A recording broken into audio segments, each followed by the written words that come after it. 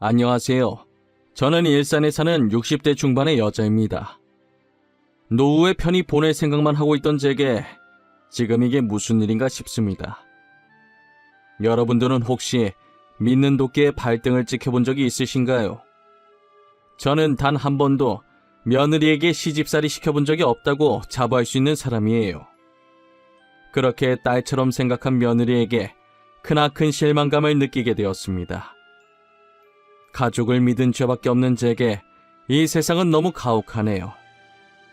지금부터 기막힌 저의 이야기를 이곳에 한번 적어보려고 합니다. 저는 몇십 년 몸담그고 있던 회사를 퇴직하고 노후 준비를 하고 있는 중이었습니다. 사실 일을 그만두면 퇴직금으로 개인 식당을 해보려는 생각이 있었어요. 하지만 막상 일을 그만두고 나니 이제껏 쉬지 않고 일만 하며 살아왔던 제 자신에게 지금까지 수고했다며 보상을 해주고 싶더라고요. 그리고 이 나이에 새롭게 무언가를 시작한다는 게 쉬운 일도 아니었고요. 그래서 하나뿐인 아들에게 제 고민을 털어놓기 시작했죠. 아들아, 내가 원래 하고 싶은 일이 있었는데 막상 일을 그만두고 나니 새롭게 시작하기에 사실 겁도 나고 그동안 열심히 일했으니 쉬고 싶은 생각도 드는구나. 어머니, 그 돈은 몇십 년간 어머니 세월을 바친 돈이에요. 저는 어머니가 그 돈으로 여행을 가시든 하고 싶은 일을 하시든 늘 응원해요. 그러니 하고 싶은 걸 하세요. 이 나이 먹도록 제대로 여행 한 번을 못 가봤더구나. 내가 얼마나 더 살지 모르겠지만 한 번쯤은 나도 제대로 된 여행을 가보고 싶어. 오래 사셔야죠. 벌써부터 그런 말 하시면 어떡해요.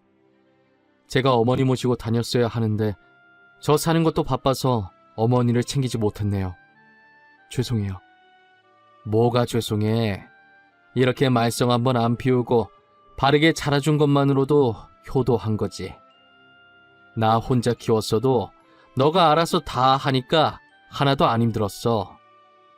어머니, 그 돈도 저를 위해 쓰려고 하지 마시고 꼭 어머니를 위해 쓰세요. 이젠 그러셔도 돼요. 저도 다 컸으니 앞으로는 어머니 신경 쓰면서 살게요. 아들은 제게 아무 생각하지 말고 퇴직금으로 지금 당장 하고 싶은 것을 하라고 하더라고요. 제가 무슨 선택을 하든 늘 옆에서 응원한다면서요. 저는 죽을 때 이 돈을 가지고 갈 것도 아니니 그냥 그동안 못 갔던 여행이나 실컷 떠나보자고 마음먹었어요. 부푼 마음으로 어떤 곳으로 가면 좋을지 이곳저곳 알아보고 있었어요. 아들도 제가 보기 편하게 여러 가지 관광지 사진들을 정리해서 보내주더라고요. 아들이 보내준 사진들을 확인하던 도중에 저희 집 벨이 울리더라고요. 이 시간에 올 사람이 없는데 혹시나 택배 올 게 있나 싶어서 문을 열어보니 며느리가 앞에 서 있었어요. 연락도 없이 온 며느리를 보고 당황했지만 일단 집 안으로 들어오라고 했죠. 그런데 제가 퇴직금 받았다는 걸 어떻게 알았는지 며느리가 소파에 앉자마자 다짜고짜 제 퇴직금 얘기부터 하더라고요. 어머님, 퇴직금 받으셨다면서요? 어쩌다 그이가 어머님이랑 얘기하는 거 들었어요. 이 사진들은 다 뭐예요? 퇴직금 받은 걸로 여행이라도 가시게요?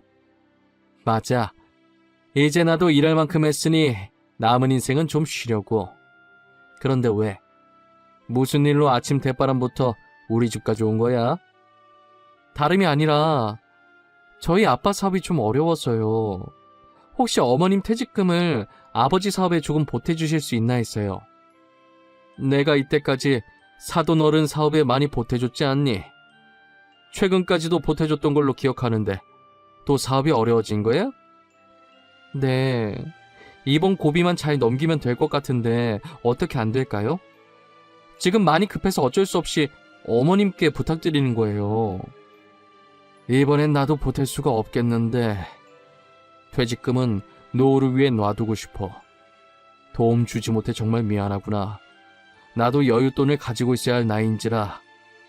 어머님, 그러면 어머니 말씀은 저희 아빠 회사가 지금 어떻게 되든 상관이 없다는 뜻이세요?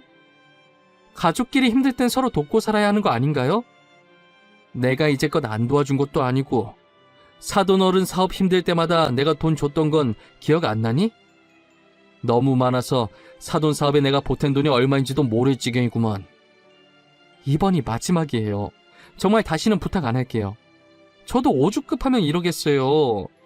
그러니 어머니 퇴직금 저한테 주시면 안 될까요? 미안하구나. 퇴직금만큼은 나도 양보를 못하겠어. 그리고 내 돈인데 왜 며느리 네가 맡겨놓은 것 마냥 달라고 하는지 모르겠구나. 더 이상 할 얘기 없으니 이만 돌아가.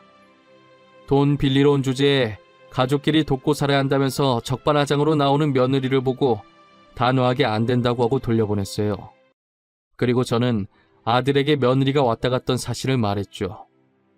아들아, 오늘 며느리가 왔다 갔구나. 사돈 어른 사업이 대체 얼마나 힘든 거야? 부탁한 게 한두 번도 아니고 이제는 내 퇴직금까지 달라고 하더구나. 집사람이 어머니 보고 돈 달라고 했어요? 장인어른 사업 힘들다는 얘기는 처음 듣는데 저한테는 전혀 그런 얘기 없었어요. 한두 번도 아니라니 이런 적이 몇 번이나 있었단 말이에요? 너 걱정할까봐 말 안 했나 보네. 나한테 몇 번이나 돈 빌려갔었어. 갚은 적은 없다만.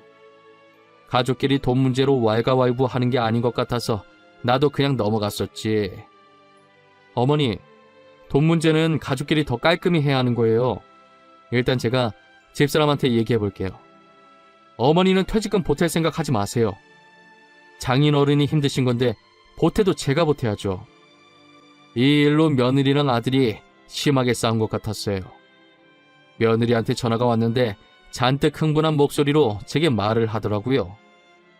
어머님, 저한테 돈 주신 것도 아니시면서 왜 남편한테 죄다 다 일러 바쳤어요? 돈이라도 주고 말하시던가요. 지금 저랑 뭐 하자는 거예요?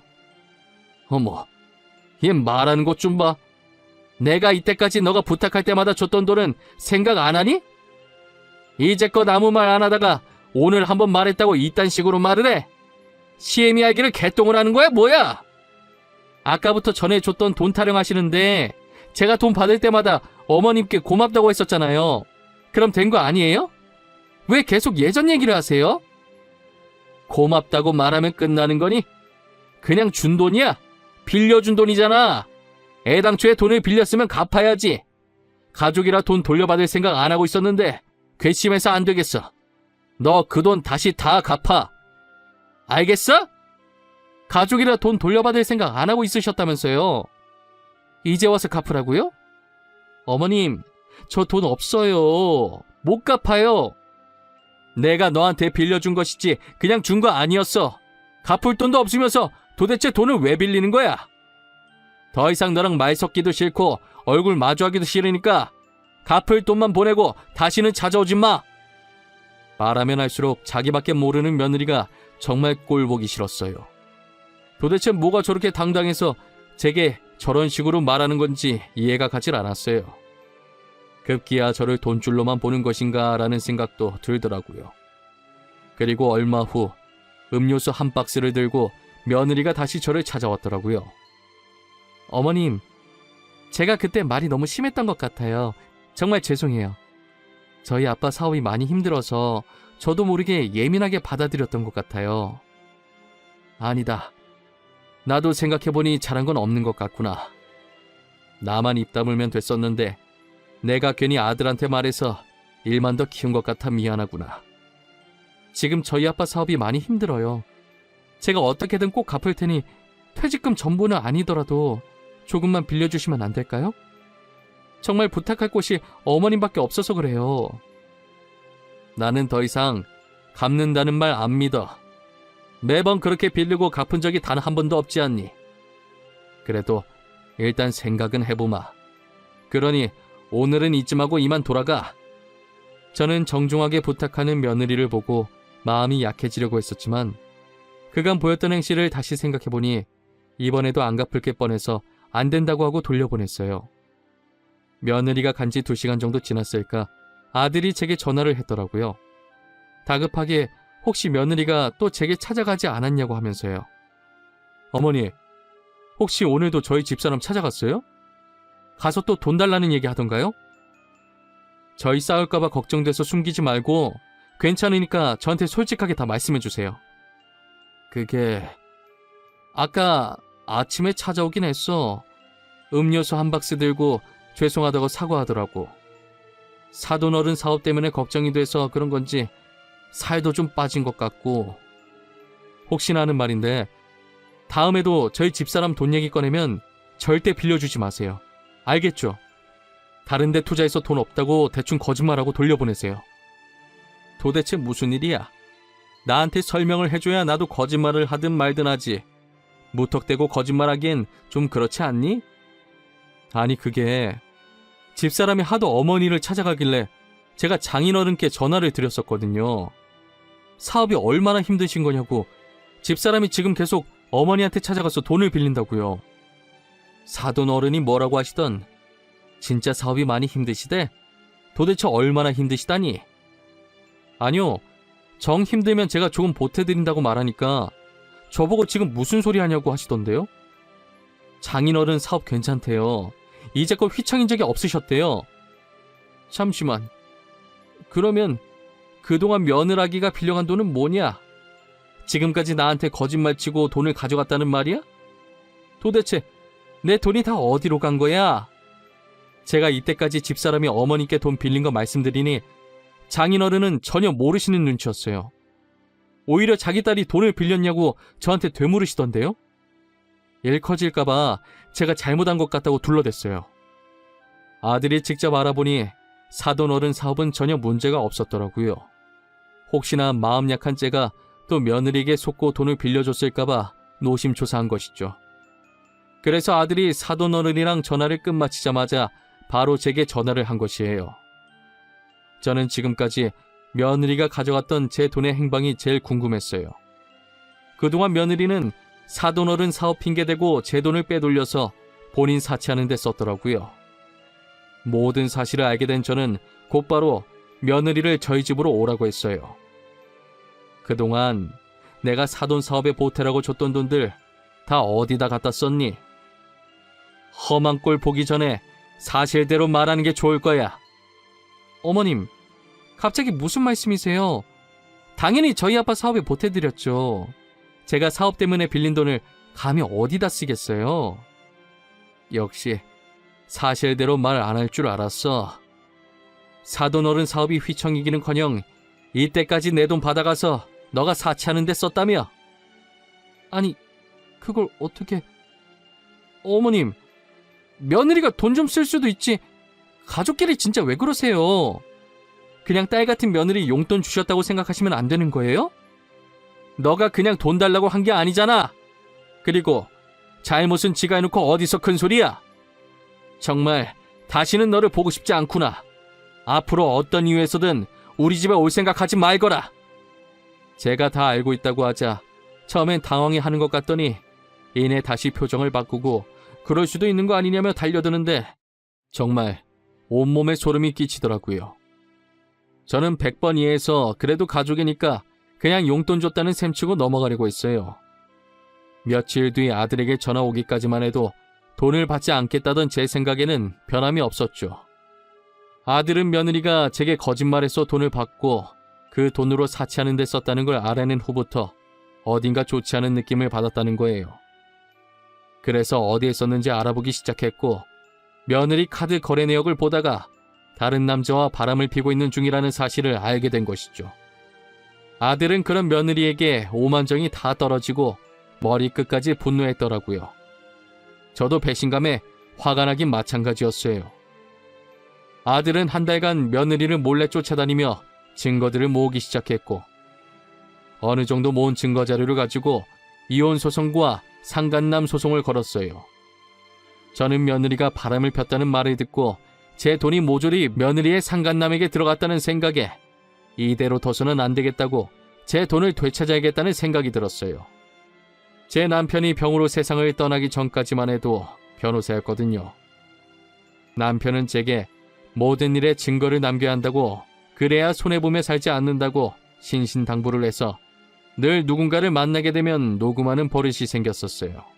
그 덕분에 며느리가 이때까지 제게 돈 부탁을 할 때마다 녹음이 다 되어 있었죠. 최근에 사돈어른 사업 핑계로 제 돈을 빼돌린 것을 인정한 부분들까지도요.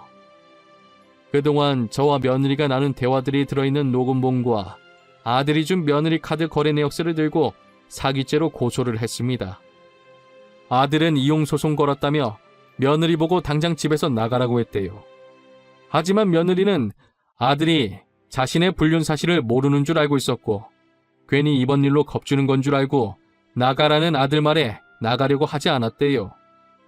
그래서 아들이 짐을 싸서 저희 집에 와 있었어요. 드디어 고소장을 받은 것인지 며느리가 저와 아들에게 고소 취하해달라고 빌기 시작하더라고요.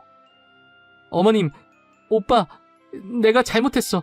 나 그 사람이랑 정리했어. 다시는 안 그럴게. 어머님, 돈도 제가 어떻게든 꼭 갚을게요. 그러니까 제발 고소만 취하해주세요.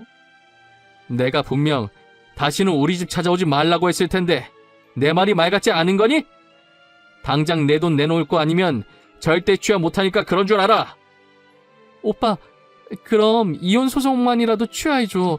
나 바람 피운 거 우리 아빠가 알면 안 돼. 그러니까 제발 사람 한 명 살리는 셈 치고 한 번만 봐줘.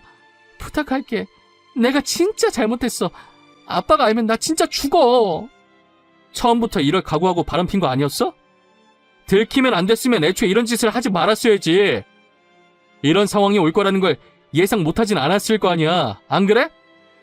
내가 너무 철이 없었어. 다신 안 그럴게. 절대 딴 생각 안 할게. 어머님한테 돈 달라고도 안 할게. 아니면 차라리 합의 이혼해주면 안 될까? 그러면 오빠가 시키는 대로 다 할게. 어? 미안한데 누구조차고 합의 이혼을 넙죽해줘. 내가 지금 이혼이 목적이라고 생각해? 어떤 선택을 하든 내가 손해인데 네 말을 왜 들어? 나는 이제 네가 어떻게 되든 전혀 상관이 없어. 결국 아들과 저는 소송을 취하지 않았고 며느리는 친정에서도 쫓겨났어요. 하필 만난 남자도 유부남이었는지 상간녀 소송까지 더해졌고 자기 가정에 이어 남의 가정까지 파탄냈다고 며느리를 더 이상 딸로 받아주지 않겠다고 했대요. 얼굴 한번 본 적 없는 안사돈이 바람을 펴서 그 남자와 도망가는 바람에 사돈 어른이 혼자가 되었는데 그래서 그런지 다른 건 다 참아도 불륜은 절대 참아줄 수 없다고 했다더라고요. 이제서야 며느리가 왜 그렇게 아들한테 합의 이혼하자고 빌었는지 그 이유를 알겠더라고요. 사돈 어른은 재산 상속도 며느리를 빼고 진행한다고 했다더라고요. 그리고 딸 잘못 키워서 미안하다며 재산의 일부를 아들에게 줬습니다. 저 또한 그동안 자신의 못난 딸 때문에 마음고생 많이 하셨다면서 아들을 통해서 일부를 주셨어요. 솔직히 이 돈으로 마음의 상처가 완전히 치유되는 것은 아니었지만 그래도 제가 받아줘야 사돈 어른 마음이 조금이나마 편해지실 것 같아서 받기로 했어요. 며느리는 온갖 위자료를 물게 되어 지금은 빚더미에 쌓인 상태가 되었습니다. 사돈 어른은 더 이상 딸이 아니라고 하면서 해결해줄 마음이 전혀 없어 보였어요. 갈 곳 없는 처지인 며느리는 계속 사돈 어른과 제 집을 반복해서 방문하여 잘못했다고 받아달라고 빌고 있습니다. 친아버지에게 버림받은 마당에 저희도 받아줄 마음이 전혀 없네요. 저도 제 돈만 빼돌렸으면 그냥 용돈 줬다는 셈치고 넘어갔을 텐데 불륜은 남의 눈에 피눈물 나게 하는 행위라 절대 용서할 수 없었어요. 받아줄 때까지 저러고 있을 것 같은 눈치라 결국 아들과 저는 이사를 갔습니다. 2번 다시는 저희 눈앞에 나타나지 않았으면 하는 바람이에요. 그리고 지금은 좋은 일이 있으려고 이렇게 크게 액땜을 하는 거라고 좋게 생각하려고요. 안 좋은 일이 있었던 만큼 앞으로는 행복한 일들만 가득했으면 좋겠네요. 제 사연 들어주신 모든 분들 늘 행복하시고 좋은 하루 보내시길 바랄게요. 감사합니다.